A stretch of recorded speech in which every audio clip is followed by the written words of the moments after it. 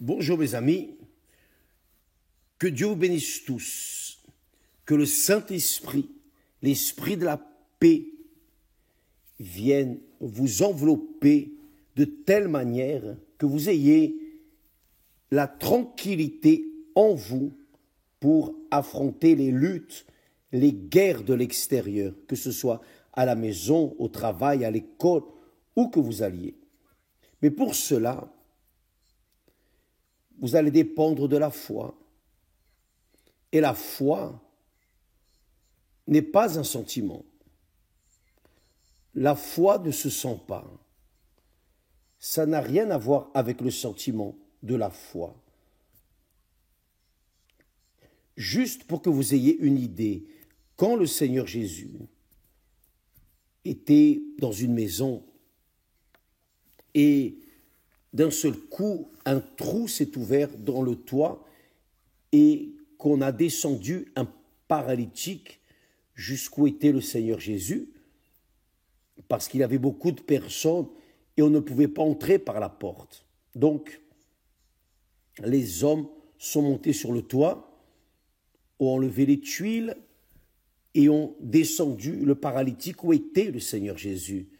Le texte sacré dit, la Bible dit que ce sont des petits détails qui montrent que la foi n'a rien à voir avec les sentiments. La foi n'a rien à voir avec le blablabla. La foi a à voir avec l'obéissance,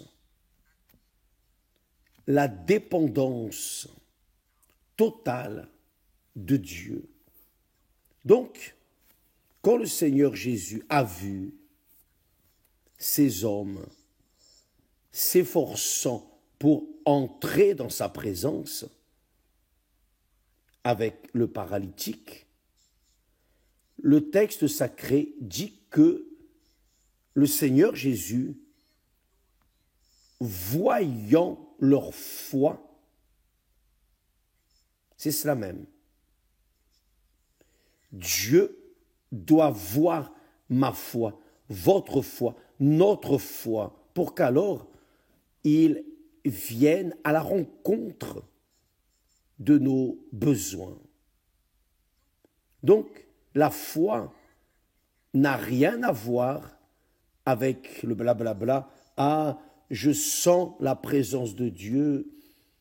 C'est du blablabla. Ça, ce n'est pas la foi. La foi s'exprime en attitude d'obéissance à la parole de Dieu, de dépendance de la parole de Dieu, dépendance de Dieu. Ça s'appelle la foi. Ces hommes, tous les 5, aussi bien les 4 qui portaient le paralytique que le paralytique, étaient là devant le Seigneur. Et le Seigneur Jésus a dit, le texte dit que Jésus, voyant leur foi, non seulement la foi du paralytique, mais aussi la foi des 4 hommes qui l'ont amené. Donc, la foi est vue à travers des attitudes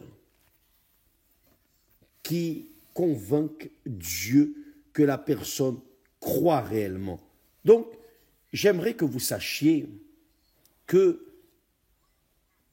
quand il y a la foi, il y a la persévérance. Quand il y a la foi, il y a la persévérance. Bien sûr, c'est clair que quand le Seigneur Jésus a guéri les 10 lépreux, les 10 ont eu la foi d'être guéris immédiatement. Sauf que 9 ne sont pas revenus pour remercier Dieu. Un seul. Donc, un seul des 10 est revenu pour remercier. Et c'est seulement cet unique parmi les 10 qui a été non seulement guéri, mais il a été sauvé sauvé veut dire qu'il est demeuré dans la foi. Il est demeuré dans la foi. Il est resté dans la foi. Et c'est ce qui plaît à Dieu. Le Seigneur Jésus guérit et délivre beaucoup de personnes. Probablement, quelqu'un qui est maintenant en train de participer à ce direct dira « C'est vrai, j'ai été guéri. Mais après, je suis allé m'occuper de ma vie. » Vous avez eu la foi d'être guéri. À l'instant, Dieu a vu votre foi à ce moment-là. Mais après, vous avez abandonné la barque. Vous êtes allé prendre soin de votre vie et vous n'avez plus voulu savoir des choses de Dieu. Donc, et maintenant, vous êtes en train de souffrir. Maintenant, vous êtes en train de gémir. Pourquoi? Parce que la guérison est passée. Maintenant, vous avez d'autres problèmes, d'autres situations, peut-être même plus difficiles, et vous ne savez pas comment les résoudre. Mais vous avez été ingrat ou ingrate, et vous n'êtes même pas revenu pour remercier Dieu. Donc maintenant, le problème est revenu, ou d'autres problèmes pires sont revenus. Donc, sachez, mes amis, nous vivons dans une guerre. Nous tous, nous vivons dans une guerre entre le monde des ténèbres et le monde de la lumière. Ne vainquent cette guerre que ceux qui sont dans le monde de la lumière, car le monde des ténèbres est un monde de ténèbres. Et qui est dans les ténèbres souffre car il ne voit pas où il marche. C'est la réalité. Seule la foi vivante, vue, exercée, dépendante des promesses de Dieu est capable de nous faire garder notre vie dans la lumière. Il ne suffit pas juste de conquérir une bénédiction, mais pour demeurer dans la bénédiction, nous devons dépendre du bénisseur 24 heures sur 24. Ce n'est pas seulement au moment, ce n'est pas seulement dans ce moment de la bénédiction, non, à chaque instant. Le royaume des ténèbres essaie de mener ceux qui sont dans la lumière, mais à cause de la lumière, ceux qui sont dans la lumière demeurent. Et les ténèbres ne peuvent pas couvrir la lumière, mais la lumière peut illuminer les ténèbres et ainsi elles disparaissent. Bien, sachez que la foi, maintenant, vous savez ce que signifie la foi intelligente, la foi rationnelle, la foi qui pense. Vous aimeriez, par exemple, vous aimez une personne, vous avez une relation avec cette personne, vous mariez avec cette personne, vous constituez une famille avec cette personne. Juste le jour de la lune de miel et après, la personne s'en va, vous aimeriez cela. C'est ce qui arrive quand les personnes utilisent la foi pour être guéries, bénéficier de certains problèmes. Et là, après, bien, maintenant, j'ai été guéri, à plus tard. Merci Seigneur. Et la personne va vivre sa vie à volonté. Cela, mes amis, cela n'a aucune valeur pour Dieu. Ce qui a de la valeur pour Dieu, c'est la foi persévérante, la foi qui persévère, la foi constante, la foi qui affronte des luttes, des tribulations, des défis, mais qui se maintient dans la foi. Ça, c'est la foi intelligente. C'est pour cela que le Seigneur Jésus a dit aux anges des églises d'Apocalypse, il a dit, à celui qui vaincra, je donnerai ceci, cela, mais à celui qui vaincra, à celui qui vaincra. Et le vainqueur est celui qui demeure dans la foi. Je ne suis pas en train de vous dire de vous maintenir à l'Église universelle. Vous pouvez même vous maintenir dans l'Église universelle toute votre vie et même ainsi ne pas être dans la foi. Nombreux sont ceux qui sont parmi nous, mais qui ne font pas partie de nous, ne font pas partie de l'Église universelle. Ce n'est pas tous. Donc nous savons qu'il y a ceux qui sont avec nous par intérêt personnel, non par la foi dans le Seigneur Jésus-Christ. Donc, la Bible dit que pour que nous entrions dans le royaume de Dieu,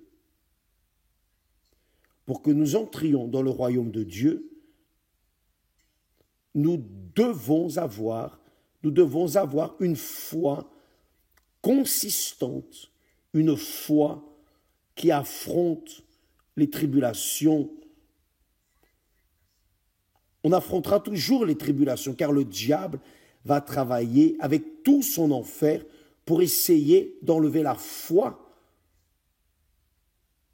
qui fait la communication personnelle, individuelle, directe avec Dieu, avec le trône de Dieu. Votre foi, ma foi, notre foi fait la communication directe. Nous avons une communication, une ligne directe avec Dieu.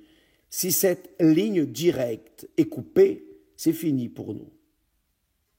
Donc, nous devons être de manière permanente liés à la foi.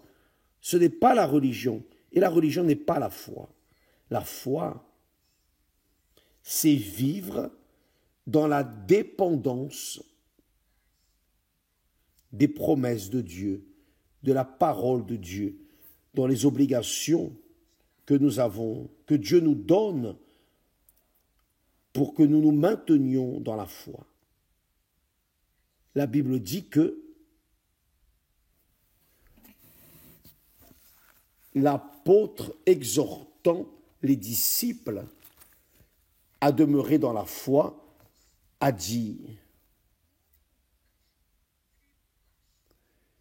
c'est par beaucoup de tribulations qu'il nous faut entrer dans le royaume de Dieu. C'est-à-dire, le royaume de Dieu, l'entrée dans le royaume de Dieu, ce n'est pas comme l'entrée dans une fête, dans une balade. Le royaume de Dieu, c'est le royaume de l'éternité. Et n'y entrent que ceux qui persévèrent, qui luttent, qui demeurent fermes dans cette croyance, cette foi de ce que Dieu a promis. Dieu ne fait pas de magie, on en a parlé hier. Dieu n'est pas magicien, il ne fait pas arriver les choses que nous voulons au moment où nous voulons. Non. Il nous donne ce dont nous avons besoin et non ce que nous voulons. Vous qui êtes mère, vous qui êtes père, vous qui avez des enfants, un fils, une fille, et quand le fils ou la fille, vous donnez à l'enfant ce dont il a besoin et non ce qu'il veut, ou ce n'est pas ainsi. Parce que vous savez ce qui est bon et ce qui n'est pas bon pour l'enfant. Donc, ça, c'est l'éducation efforcée que les parents doivent donner à leurs enfants. Et quand les parents faillissent et donnent tout ce que les enfants veulent, ils ne créent pas des enfants, mais des monstres. Ils éduquent des monstres qui se tourneront contre eux. Ça, c'est la réalité. Des monstres qui se tourneront contre les propres parents. Donc, nous devons donner en accord avec la nécessité des enfants. Ainsi, Dieu nous traite, il nous donne dans la bonne mesure ce dont nous avons besoin, nécessitons. La foi est un don de Dieu. C'est un don de Dieu. Qui croit en lui est déjà béni parce qu'il croit dans le Dieu l'unique qui peut le sauver. Donc cela est déjà une bénédiction. Cependant, pour rester dans la foi, nous devons affronter des luttes. Nous devons lutter contre le royaume de l'enfer pour rester dans la foi. Et c'est une guerre. 24 heures sur 24, vous devez affronter cette lutte. Elle n'arrêtera jamais. C'est seulement quand vous serez promus, quand nous serons promus,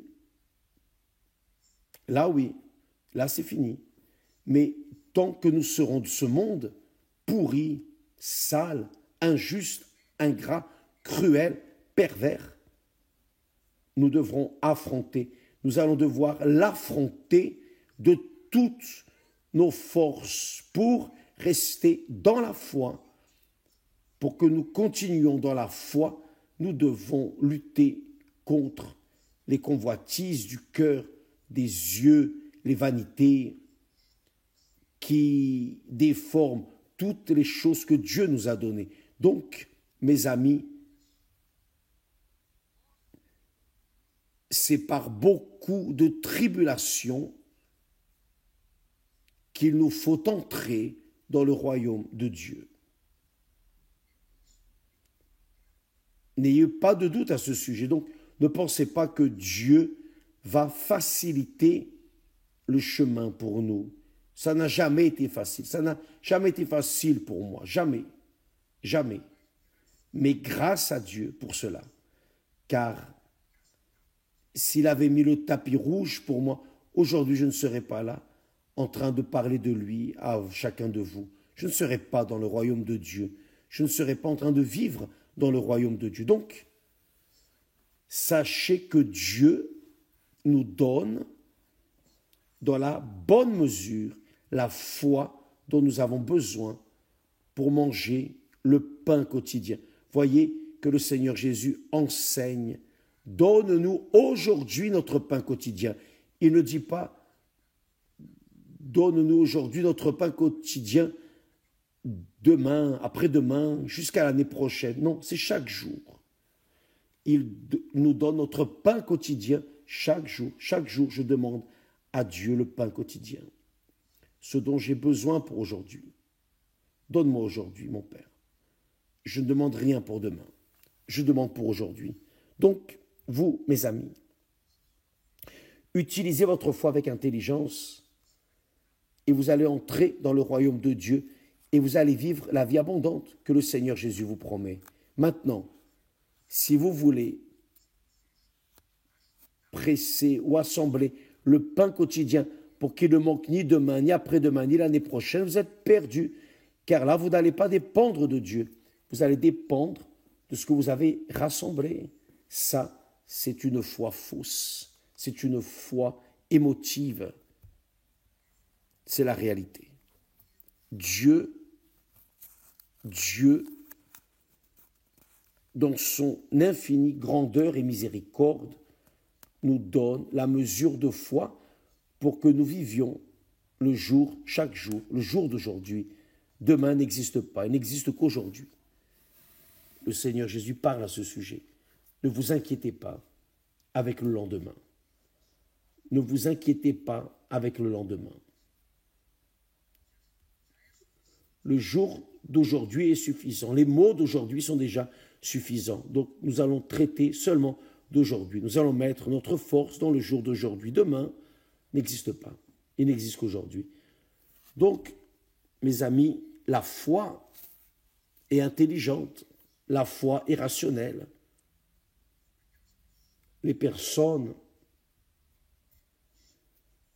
qui nous appellent, qui nous traitent de fanatiques, ces personnes qui disent c'est fanatique ici, là, ça c'est une agression personnelle de ceux qui n'ont rien à voir avec Dieu. Ce sont des personnes qui sont ici de la terre, ici d'en bas. Mais qui est du haut? Qui est là du haut? vit en sachant qu'il doit supporter les luttes chaque jour et vivre dans la dépendance exclusive de la miséricorde de Dieu, de la compassion de Dieu. C'est cela. C'est cela. Le Seigneur Jésus a vu leur foi. Il a vu la foi. La foi, c'est une chose abstraite, vous ne voyez pas, mais le Seigneur Jésus a vu l'attitude de ces 5 hommes a fait que le Seigneur Jésus a vu une foi consistante, persévérante. Et ça, c'est la foi qui doit guider notre vie. Car c'est à travers des tribulations, des luttes,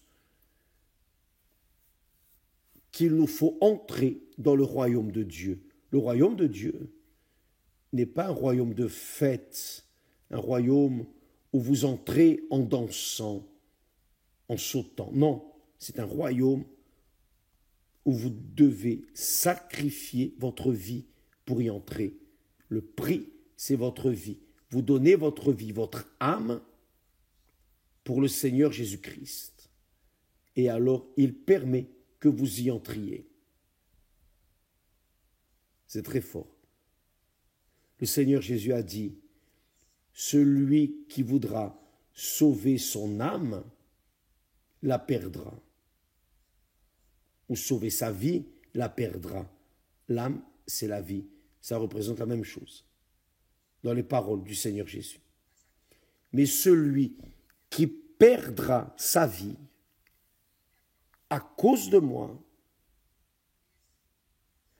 la sauvera. Il vous revient de décider ce que vous voulez dans votre vie. C'est vous et seulement vous. Il revient à votre tête, à votre esprit de décider. Que voulez-vous? Que voulez-vous? Voulez-vous une petite vie mesquine, médiocre dans ce monde, soumise aux choses de ce monde? Ou voulez-vous une vie éternelle? Donc, la vie éternelle coûte cher, c'est votre vie contre la vie que Dieu promet de nous donner. D'ailleurs, il nous a déjà donné. Il nous suffit de prendre possession. Et pour prendre possession, nous devons donner notre vie. C'est cela. Si vous voulez, si vous êtes disposé à entrer dans le royaume de Dieu, vous devez dépendre d'une foi qui va affronter des luttes, des déceptions, des persécutions, la haine, les injustices.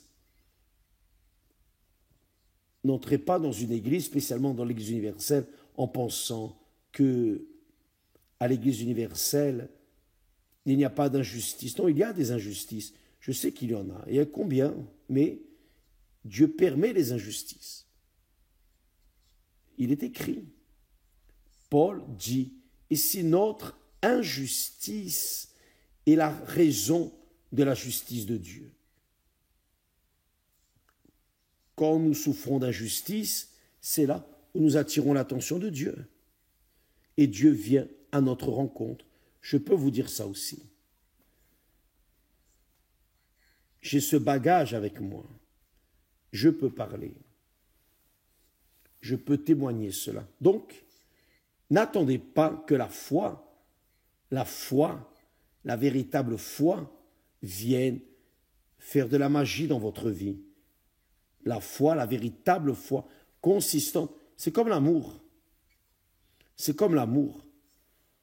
Vous aimeriez vivre un amour juste pour un jour? Quand nous aimons, nous voulons pour toujours, n'est-ce pas? C'est la même chose avec la foi.